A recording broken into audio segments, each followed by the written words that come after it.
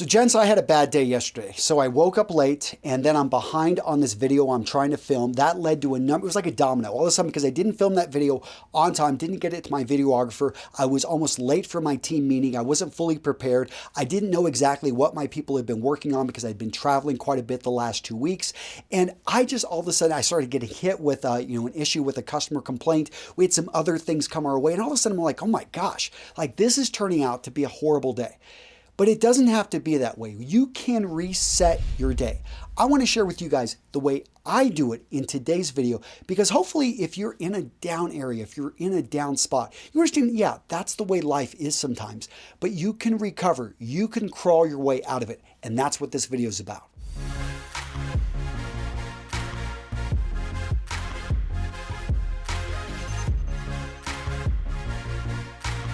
Step number one to resetting a bad day, gentlemen, is to take a step back and be grateful for what you have and for what you've accomplished. Yeah, you may be saying, oh, what are you saying, Antonio? I don't have much. You have your health. Go visit a children's cancer ward. Look at those kids that are suffering from a disease which may most likely end their lives. And what did they do to deserve that? You realize my problems are really tiny. They're small. I'm blowing them out of proportion. Then look at what you've accomplished. One of the problems, especially if you're a go-getter, you're an overachiever, is we're constantly looking at that ideal, that goal, that place where we're trying to go, versus actually looking back and seeing everything that we've accomplished. And when you actually take a step and you look back and you're like, holy cow, I have actually done quite a bit. Maybe you're in your third year of college and you feel like I may drop out. I don't know if I'll be able to make it. You have accomplished 75% of college. So, I mean, that is something to be proud of. And when you realize, I've made it this far. I'm going to go speak with the dean. I'm going to go speak with my professors. I'm going to find a way to just get a passing grade. I don't care if I've got to go through school this summer. Maybe I'll have to retake some of these classes, but I am going to find a way. That's what is going to get you through life, especially when you can take a step back and you can realize how fortunate most of us are. Step number two to reset your day is to pull yourself out of the situation and go do something else.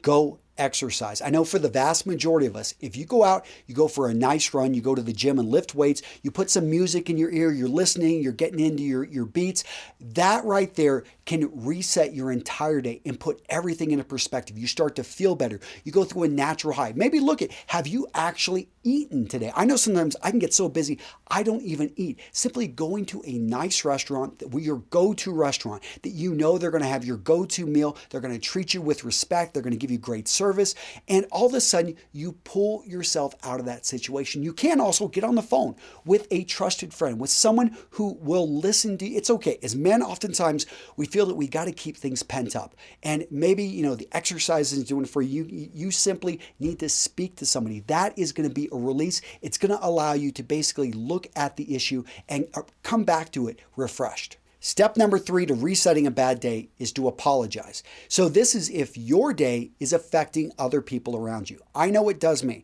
and it seems like the people I hurt are the people closest to me. I will say something I shouldn't to my wife. I will maybe act indifferent or not be the best dad to my kids.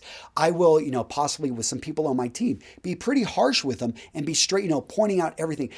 Go and apologize to those people. And yes, you need to take the step. You may say, well, it was partly her fault, or they shouldn't have done that. Who cares? Apologize. Maybe get your kids a small gift. Let them know how much you mean them. You don't have to say you're sorry necessarily, but you do need to show them and reinforce with these people that you care about them, that you love them. With your team, maybe you should go back and you say, hey, I really apologize if I came off this way. Even if they didn't even say anything about it, they just say, hey, I really just wanted to share with you, I just have had a bad, tough day. And the people really appreciate, especially people you've worked with for a long time. Relationships are built. They're not one way, because if you're always giving to someone and you're never being vulnerable, you're not going to complete the circle. The circle is when actually you can be open up and they can give something to you, even if it's just simply an acceptance of your apology. Step number four to recovering from a bad day is to see what you can get done in a short amount of time. I'm talking 20 minutes, 30 minutes, even 45 minutes. Go grab a kitchen timer, set it, kind of gamify it and say, okay, I haven't been able to get much done on that writing assignment. I haven't been able to get much through this project, but I wonder how much I can do if I just focus in for 30 minutes. Set a timer on your clock. Make a game of it. I've done this with my daughters in their homework, and it blows me away how much when we gamify, when we set a 5-minute timer, what they're able to accomplish on their homework versus, me just trying to push them to do it. It works for kids. It works for adults because we're basically big kids, but gamify the situation and get started. Step number 5 for resetting a bad day is to focus in on what matters.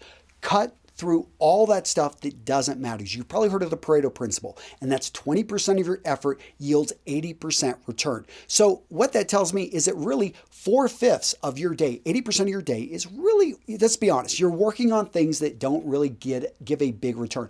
So stop everything, identify that one thing, those two things. I know for me, if I get one video filmed, it's a huge win. My entire day, I feel like I got a lot accomplished because, videos are a big part of our business here at Real Men Real Style. So that video, if I prepare for it, I knock through it, I can get it done in 30 minutes. Sometimes they take a bit longer, but oftentimes when I get started, I get into the groove. I'm feeling good about this. I can knock through it. And I know you can do this as well.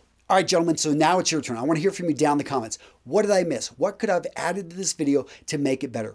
I appreciate your guys' comments down there, and that's why we try to get in there to respond to as many as we can, especially on our most recent videos. Now, if you're not getting notified or if you don't know when my videos are going out, make sure you're part of the early notification squad. Go click on the bell. When you do that and you opt in to get emails from YouTube directly whenever we're putting out these videos, you can be one of the first people to respond on our videos. And that's key because not only do we respond to those comments, we're more likely to, we also do giveaways. Guys, I've done this with pocket squares. We'll probably do a few other items here or there, but I want you guys to know when these videos are coming out because I know I talk a lot about style. I'm going to be talking more about etiquette coming up here soon, business communication, but I would like to think that my videos have a motivation component to it. And motivation is kind of like a shower in that you want to get a little bit of motivation almost every day because it's something we need again and again to keep going. And we all suffer through tough times. Guys, I can tell you that I definitely have dealt with depression. I have people in my family who have dealt and unfortunately lost the fight with depression. And, suicide, guys, if you're ever like in that scary spot, do not ever do anything stupid. Have and build out, your relationship with people. And if you have someone in your circle, hopefully you are watching out for them. And it could be something simple, just getting on the phone and talking with that person. I do want you guys to know that I appreciate you and I wish you the best. Take care.